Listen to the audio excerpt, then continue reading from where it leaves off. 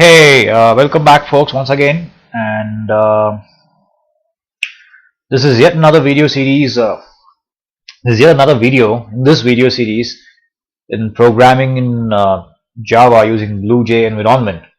So in this video I'm pretty much going to speak about how to actually use loops. There are two ways in which actually looping can be done in Java programming. One way actually is using while loops and do while loops. The other way actually is using for loops. I remember some of you people actually telling me in the class that using while loops and do while loops actually was pretty confusing, and you wanted to just use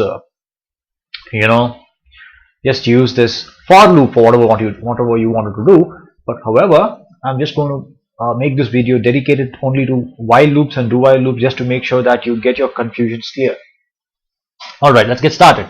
I have actually created a program name with a name called loops, so I have to just create a small program called class loops, and I just have to create.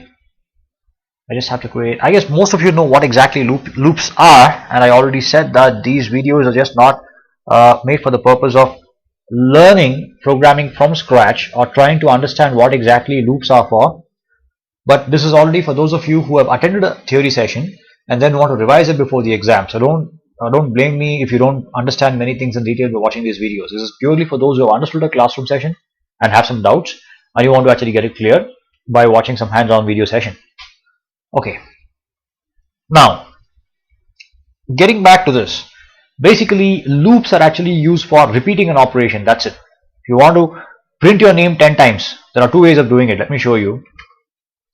Public static void main. I can leave it blank. I don't have to put arg string off or string args off here, because I'm not going to work with any kind of command line arguments over here. Suppose say I actually want to print my name or print a word or print a greeting message 3 times. I can do it. Say string I want to print a message is equal to good morning. I want to print this message 3 times. I can do it one way. How is that?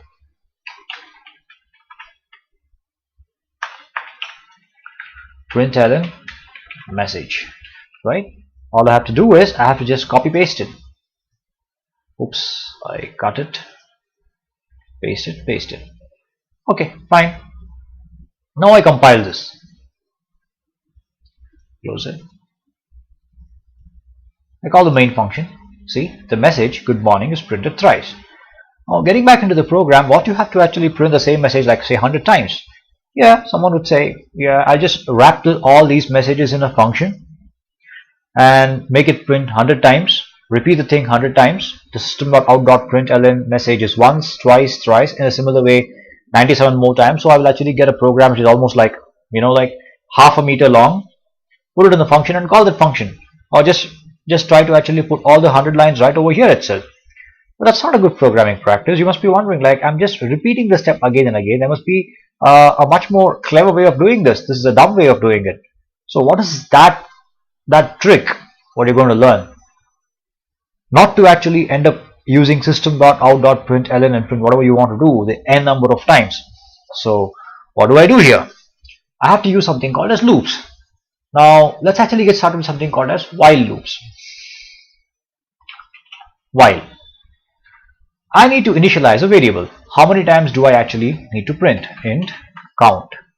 Count is equal to 0. While count less than or equal to 3. I have to initialize counter to 1. While count is less than or equal to 3, what I do is I just like print this message over here. So what am I doing? What am I doing here? I'm initializing a variable called count to 1, and first time when it actually comes inside the while loop, it sees is count less than or equal to 3. Yes, count is now equal to 1.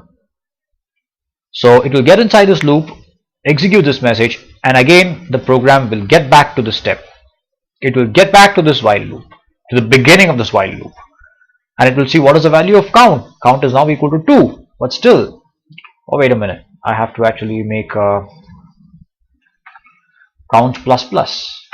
or this is same as count is equal to count plus 1. Both means the same. I've just put a comment over here so that this part which is highlighted in yellow will not be executed, because this is after the comment. This is the comment statement. I'm commenting it, or commenting it, whatever you call it.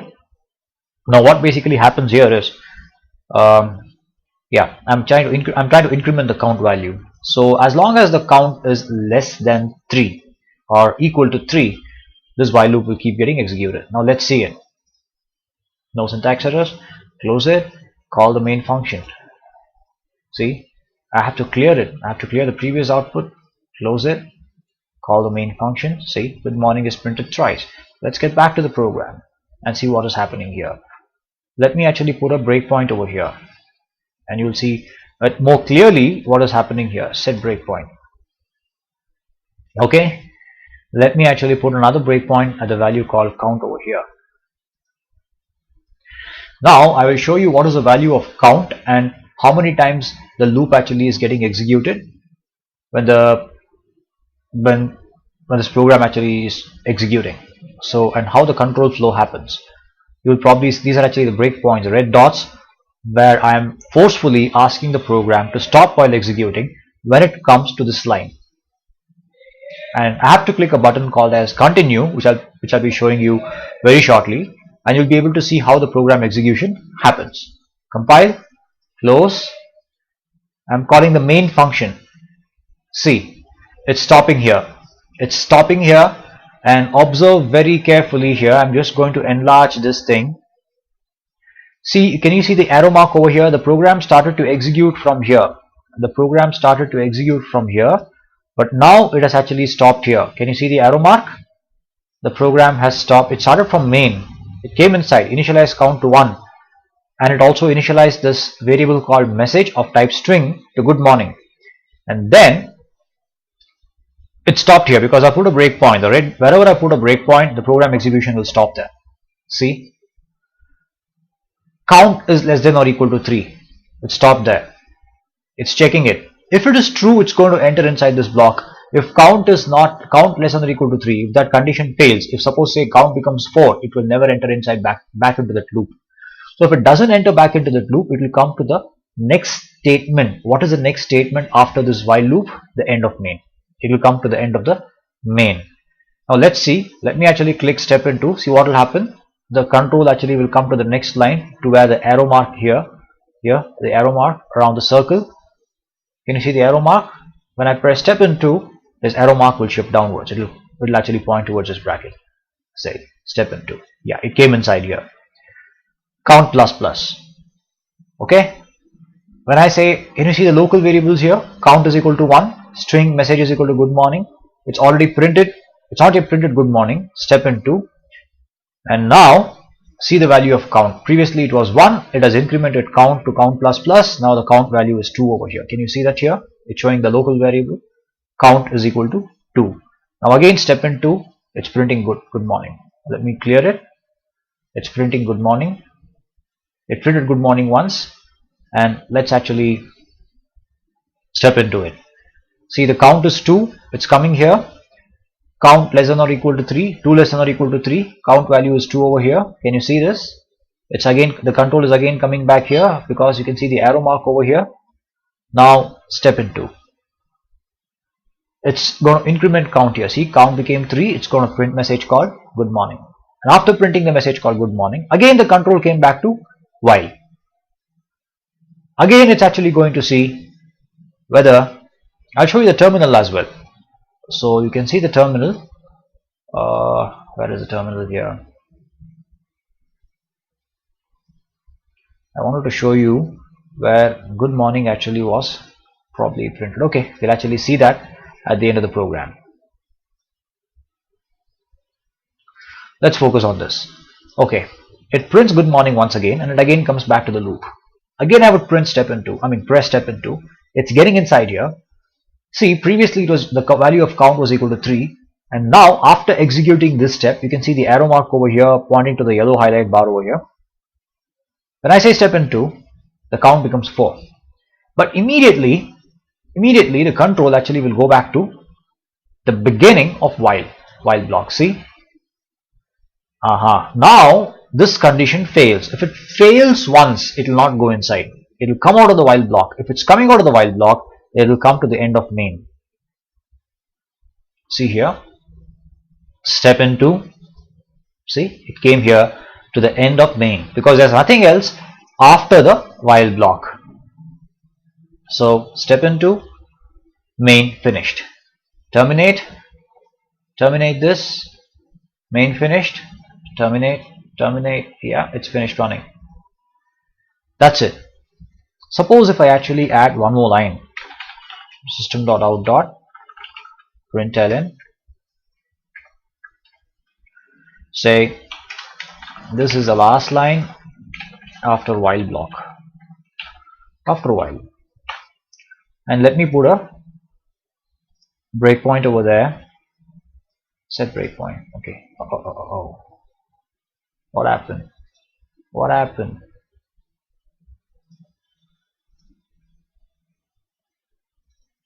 The program actually closed accidentally. I'm sorry for that. Open this loops. Yes. I'm going to compile this. No syntax errors. Let me actually put a breakpoint. Where do I need to put my breakpoint? I need a breakpoint at this point. Right? So set breakpoint over there and set another breakpoint over here.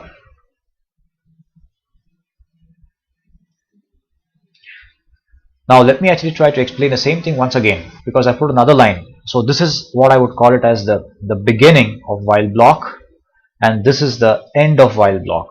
So once this condition count less than or equal to 3 is going to fail, it's no longer, the control is no longer going to come back to this while block.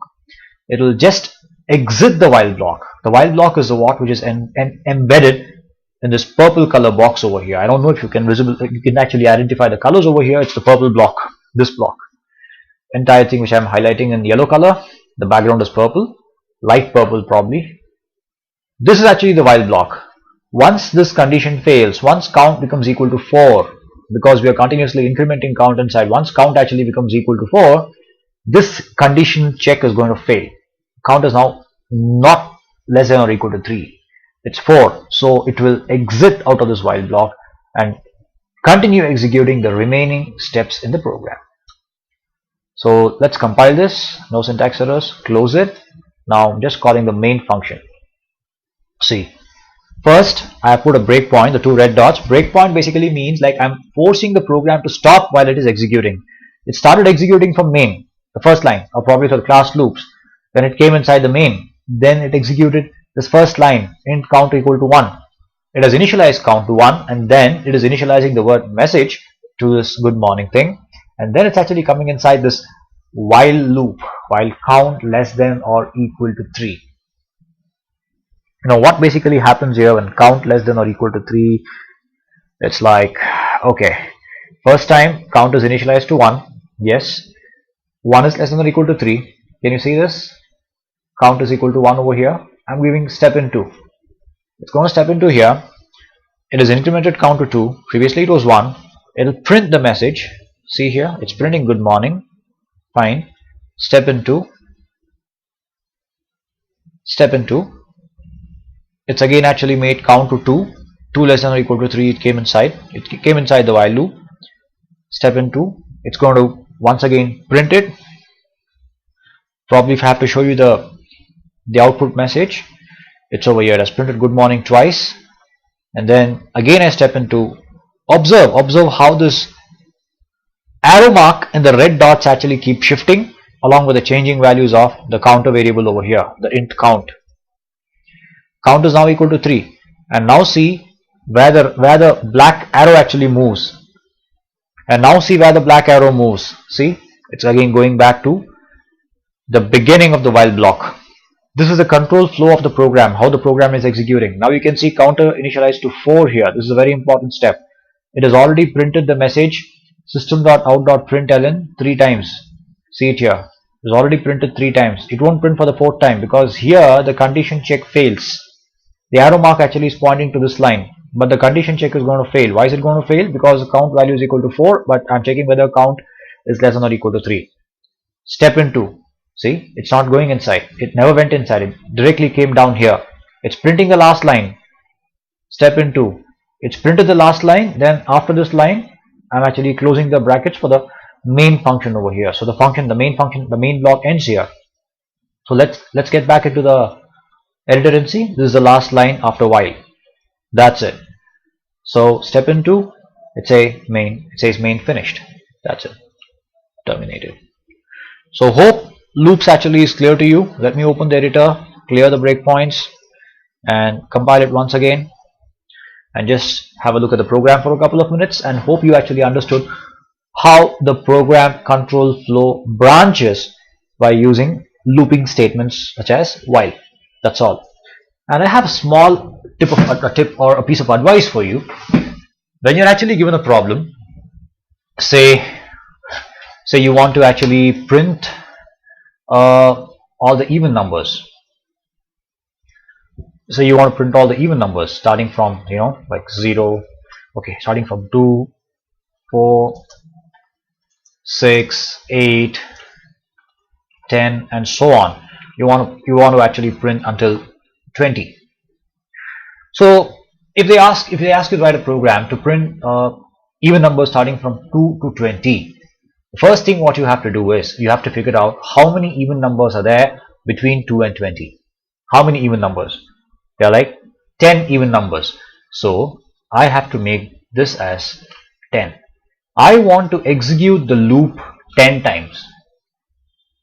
Okay, I want to execute the loop 10 times. Never embed the logic here. That's a very bad programming practice in the industry.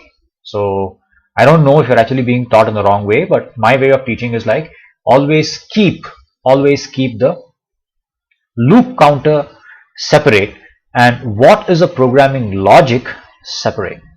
Here I want to actually keep the counter in such a way that this count value simply decides how many times I want to execute the while block, not what I'm going to print. Now I don't want this message to be printed. Instead, I just want even numbers to be printed. What is my first even number? My first even number is 2. So I would say int first even is equal to 2. Now here I have to give, I don't want this here, I don't want this either. I want to print what? My even number. My first even number, I'm initializing it to 2 and I'm just printing here is even. And after you print it, your next even number has to become even is equal to even plus 2. So previously it was 2 and now it actually becomes 2 plus 2, which is 4. How many times do you think these two statements are going to get executed? These two statements will get executed until the value of count is less than or equal to 10.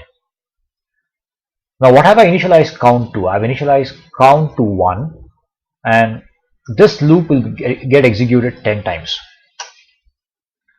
Loop will run 10 times. That's the reason why I made count equals to 1.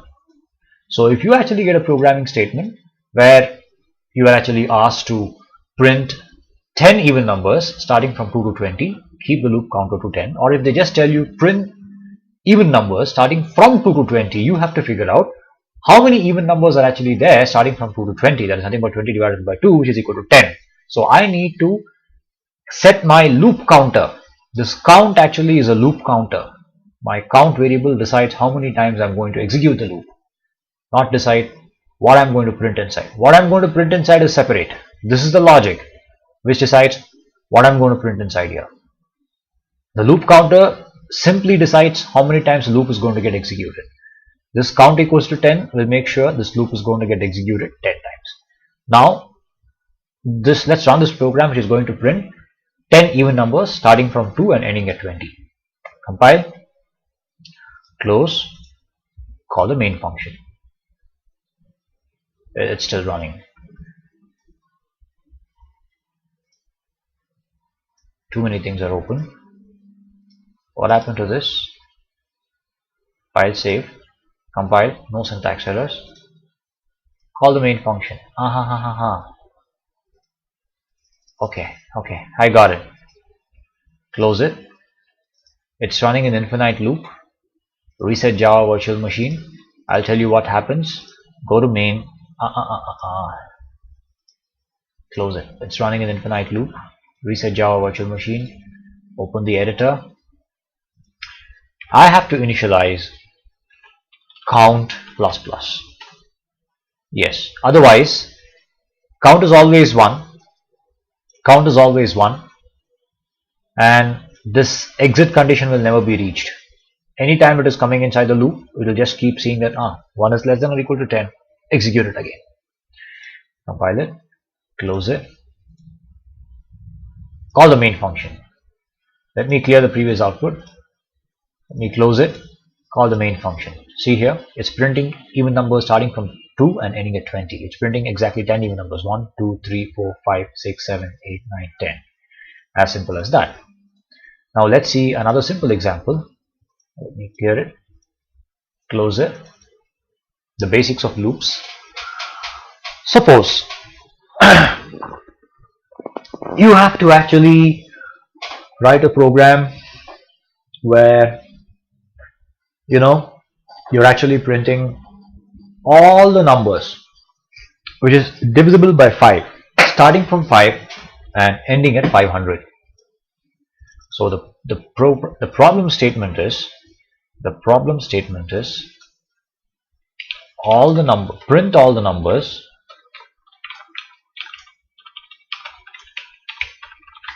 say starting from 7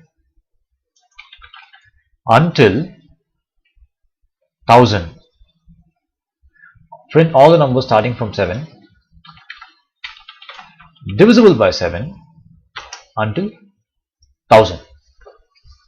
Now, unlike the previous problem, we don't really know how to find out all the numbers which are divisible by 7. How many numbers are there starting from 7 to 1000 which are divisible by 7? Of course, you can use arithmetic progressions. You can use AP, and you can actually find out. If you're actually good at math, you can find out how many numbers are actually there starting from 7 to 1000 which are divisible by 7. Say for example, you forgot the formulas of AP and you don't know, or you probably forgot the methods of how to figure out how many numbers are divisible from 7 to starting from 7 to 1000 which are divisible by 7. How many numbers are there, you don't know. So you really cannot control this count variable. You really don't know if you can figure out what is the value of this count. In such situations, you have to use the while control block a little differently. So what is the first number? The first number is 7. So I would say first number is 7. And what is the last number? 1000. So I would say the first less than or equal to 1000. So what I would like to do is, starting from 7, what I would like to do is, say I print 7 here.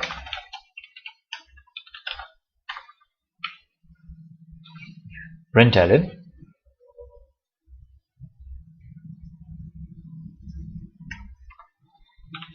I have to print 7 anyway. So I print 7 and I make first is equal to 8. So starting from 8 onwards, see, they're asking us to print all the numbers which are divisible by 7 starting from 7 until 1000. How many of the numbers are divisible by 7? You just have to print those numbers. They don't really care like how many numbers are there. We just want to print all the numbers which is actually there between 7 and 1000 which are divisible by 7. First number is anyway 7, so I'm just printing it out here, and the next number has to be 8.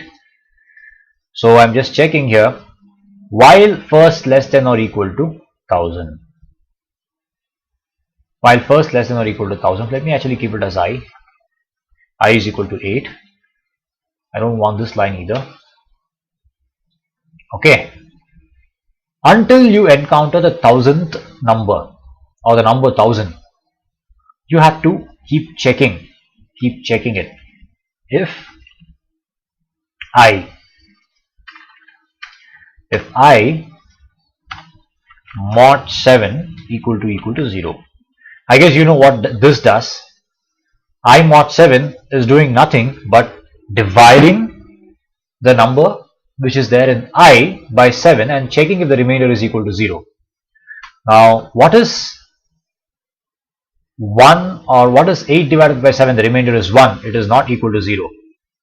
So I'm not going to print it. If a number on dividing with 7, if it leaves the remainder 0, then the number is going to be divisible by 7.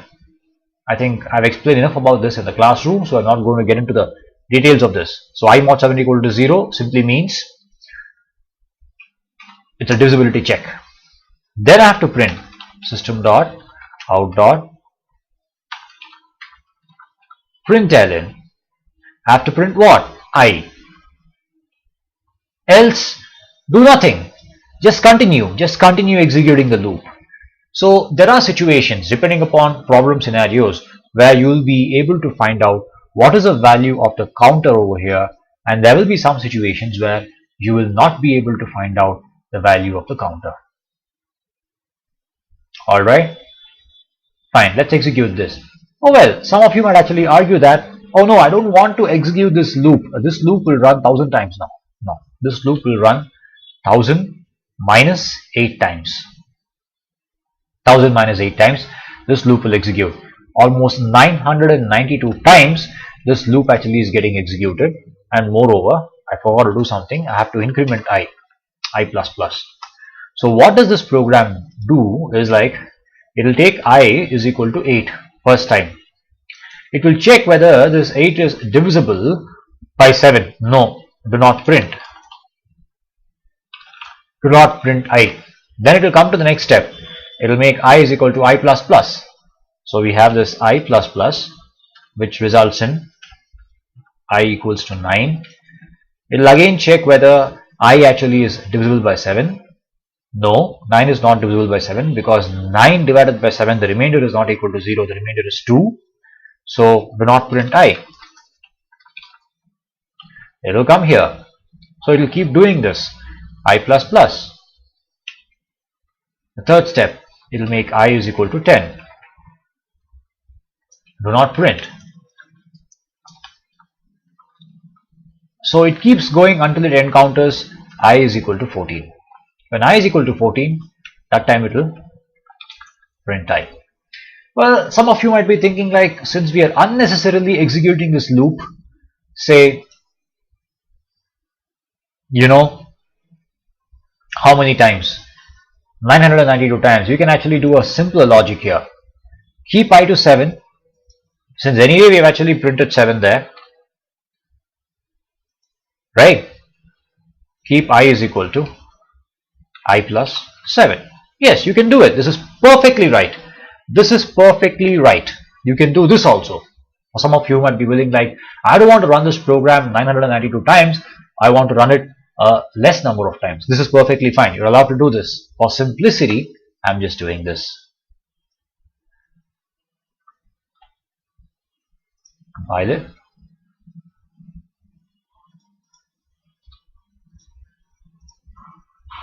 Close it. Run it. Clear. Close. Why isn't it not printing? The program is stuck in a loop. Okay. Reset Java Virtual Machine. Open the editor. I have to just give I plus plus here. That's it. Compile. No syntax error. Close. Open editor. Wait a minute. Close it. Call the main function. See, it's printed all the numbers starting from 7. Where did that go? Where did that go? Why am I not able to see the previous numbers? Options, clear this. Close it. Call the main. Why am I not going to go upwards? Why is that? It's I'm able to see from 672. Why is that? Why is that? Okay. Let me clear it. Let me close it. Open the editor. Let me say modify the program, like I want to print the numbers only starting from say